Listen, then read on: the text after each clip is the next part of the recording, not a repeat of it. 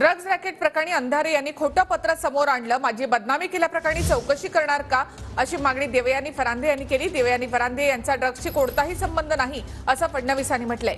आरोप करणाऱ्यांचे सर्व आरोप खोटे आहेत असं फडणवीसांनी म्हटलंय।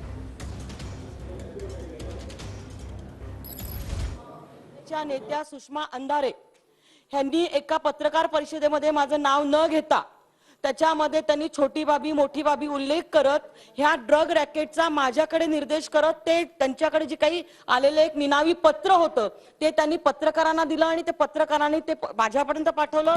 ते पूर्ण नाशिक जिल्ह्यामध्ये फिरलं।